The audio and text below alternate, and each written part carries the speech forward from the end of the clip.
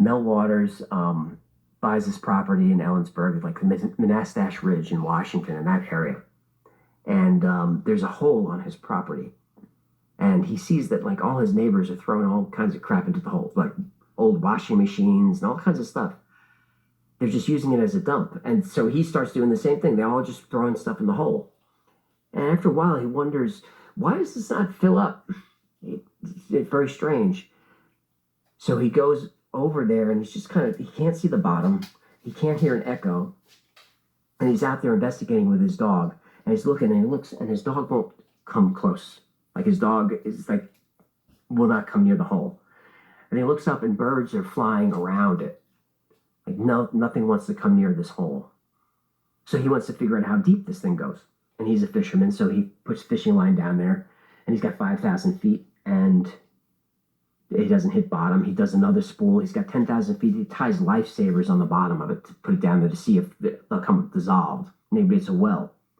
20,000 feet, 50,000, till he hits about 16 miles of line down, and he doesn't hit the bottom with it. So he 16 miles 16 miles of line. So 16 or 60? 16.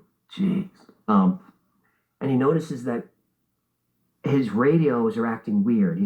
When he's out there working, he's listening to his radio, and when his radio's near the hole, he's picking up these strange things, like he's hearing old time music, which doesn't make sense. And then he tunes a little bit and he catches a baseball game.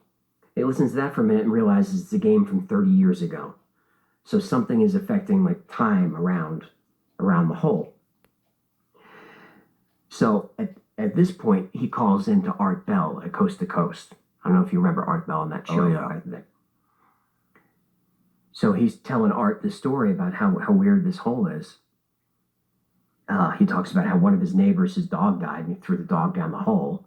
And the next day, he sees his dog running through the woods with his collar on, but he won't come. It's like he acts like he doesn't know him. Like the hole is doing weird stuff in the area. So he talks to Art Bell a little bit about it, and then Art is trying to get in touch with him and can't, and then finally does. And Mel Waters says, "I wish I never called you." He says, "So I talked to you," and he was out of town for that interview. He said, "I got back into town. I couldn't get on my property." So there was heavy machinery there. There was military there. They wouldn't let me up.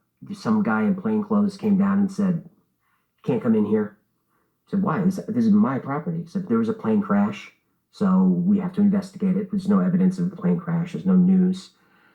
And Mel starts to get kind of upset. It's my property, my land. And then the guy in plain clothes says, "I'm not saying we will, but we could find a drug factory or something on this land. I'm just, saying that could happen if you want to press this."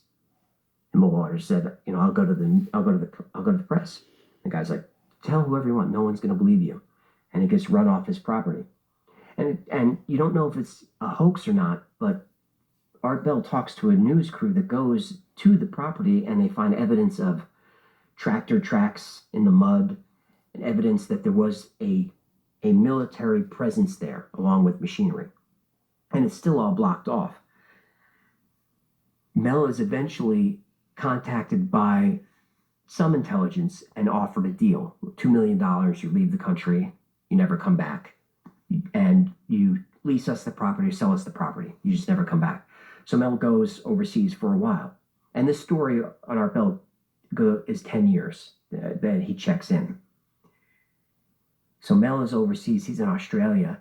And it's something like his niece is graduating. So he wants to come back. He's not supposed to come back at all. But he decides to come back anyway. And he's taking a bus.